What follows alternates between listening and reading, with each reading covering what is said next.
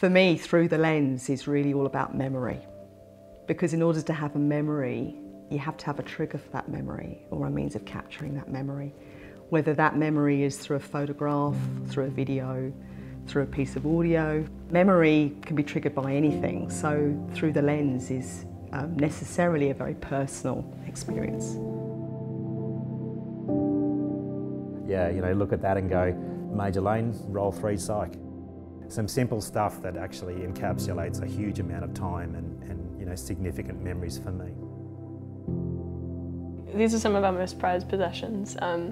Just being able to have something tangible to kind of remember that period of time by, and remember her service and her sacrifice as well, it's really important to us.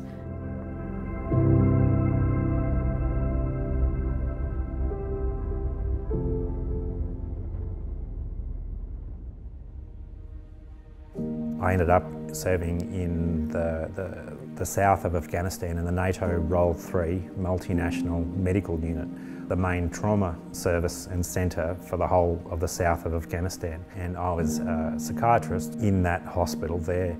One of the shops that was there was selling these enamelled mugs, and that's when we came up with the logo for the patch. On a whim I thought, well bugger it, why not, let's get it engraved on the mug. This cup was on my desk the whole time. So every time I look at this cup now, it just sort of encapsulates, you know, a whole bunch of memories of when I was there. On the whole, Americans are used to really shit coffee. They'd always have a laugh because I'd take the piss out of, you know, American coffee and then make them a coffee with coffee beans that I had sent over from Australia. There's the coffee and there's the coffee mug, and in many ways that's an entrance, I suppose, into someone else's world, into someone else's head, so that they can share the stories and, you know, share what's going on with them and be comfortable about doing that. I had an enormous sense of pride in being there and doing what I could do to help people stay fighting fit, and to be able to do that in that environment was, yeah, it was a huge thing.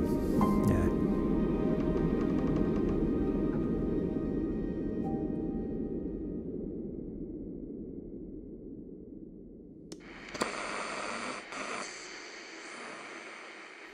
It's funny, you know, when I look at my equipment, I've got a very personal relationship with it, right? I mean, it's kit. It's nothing more than equipment, but to me, it's more than that.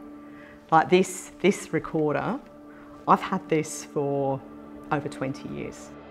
If you actually look at it carefully, I can see bits of dust on there. There's dust on here that's come back from the Middle East, I reckon. And when I think about that, I'm very proud of this machine. It's been in a lot of places and it's always served me well.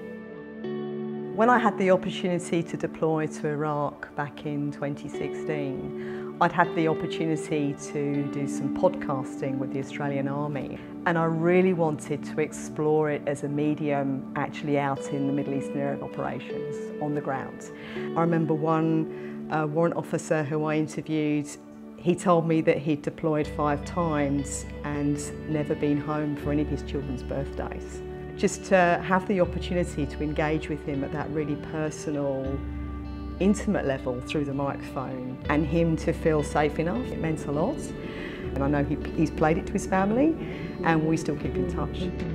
Given that you do have your family back in Australia, they're obviously very important to you. What are you looking forward to when you get home? I'm looking forward to seeing my wife Michelle and my daughters Danielle and Neve, and taking them camping, and now we're discussing maybe going on a cruise. Well, I hope you enjoy your cruise. I don't remember the day she left because I think she kissed us goodnight when we were both asleep, so it wouldn't be as difficult. Young children wanting her to read us bedtime stories and go to our dance concerts and things like that, and she had to fly across to a war zone with 2 young children back home that just wanted her to come back home, so yeah. Yeah, sacrificing time with her children to be able to go and help other people's, I think is just something which is so admirable. And she had some children in the hospital that were kind of a very similar age to us. So we put together these care packages, and we had this little box that would sit on the piano, and we'd do our drawings, would write them letters, would make toys, so we knitted these with our grandma, and would send them off for her to give to the kids in the hospital. This one's quite special actually, because the child that had this one, he unfortunately passed away. Mum brought it back for us so that we could kind of remember that part of of our lives. Mum's my superhero, like absolutely. I'm quite proud. I'm proud of Mum, I'm really proud of her service, and I'm proud that we could have been a part of that as well. Just being able to have something tangible to kind of remember that period of time by, and remember her service and her sacrifice as well, it's really important to us.